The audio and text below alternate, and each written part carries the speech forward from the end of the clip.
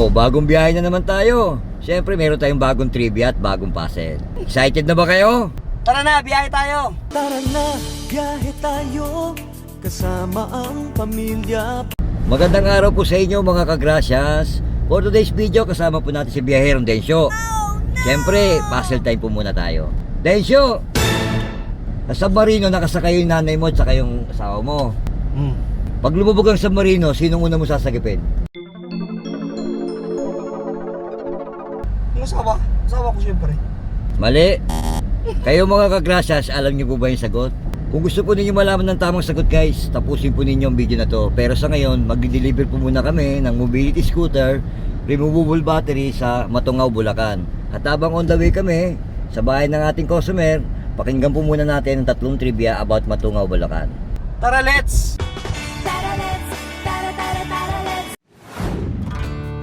Tatlong trivia about Matungaw, Bulacan.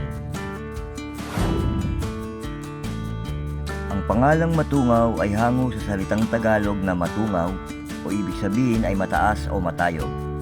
Tinawag itong ganoon dahil ang lugar ay nasa isang mataas na bahagi ng lupa kung saan kitang-kita ang mga karatig bayan at ang malawak na kapatagan ng Bulacan.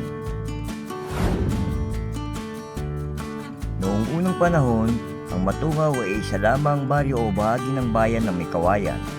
Ito ay naging hiwalay at kinilala bilang sariling bayan noong taong 1915 sa bisa ng isang kautusan ng pamahalaan.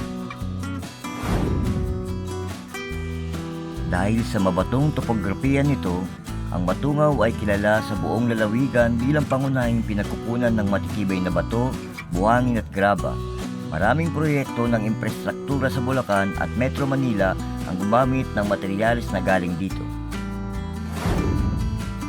Kung kayo po ay interesado sa aming mga mobility scooter at sa aming mga electric wheelchair, magtungo lamang po kayo sa aming showroom sa Taguig o tumawag po kayo sa mga number na nakikita ninyo sa screen para po sa inyong mga katanungan. Maraming salamat po.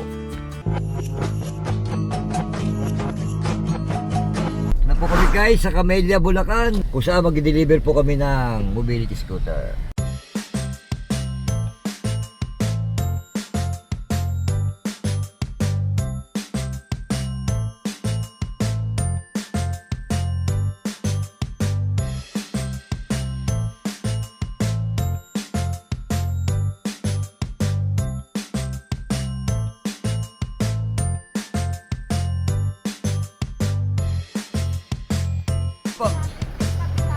Automatic sir, bitawan mo lang sir, preno po yan.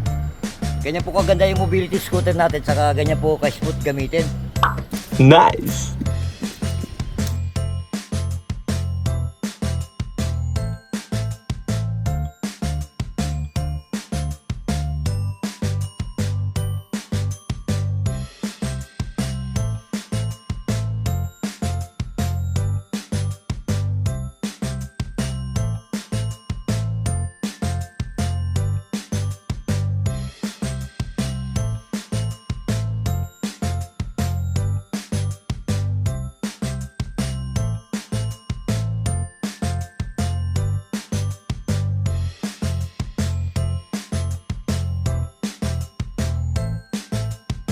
Yun na nga guys, tapos na po kayo mag-deliver. Siyempre, tanong-antay na po tayo. Ayun na po si Densyo. Densyo! Yung asawa mo at nanay mo nakasakay sa submarine. Kasama mo. Nung lumubog yung submarine, sinong una mo liligtas? Yung asawa ko. Mali. Bakit mo liligtas? Yung asawa ko yun eh. Mali. Lumulubog naman talaga yung submarine. Wala ka lilit. Hindi pala barko yung gagawa talaga. Eh sabi ko parang napaka-basic lang sagot nun. Tapos, unang isama sa'yo, ikat mo yan at hindi sasabihin pa ako, ikat mo yan, ikat mo yan. Ginagaling ko siya ako na, ano ba yan? Hindi ako nakapocus kasi eh. Ang bihira kayo na ko patanong yun bago tayo papunta pala tayo sa customer. Oo nga, sabi ko. Mga palito kayo, palito lang yun eh, yung dalawang babae na yan. Oo. Palito lang yun eh. Wala sa practice guys. Puro ko sa clutch saka accelerator ng hawak ko eh. Yun lang guys, maraming salamat sa panonood. Don't forget to follow, like, and subscribe. God bless po sa ating lahat.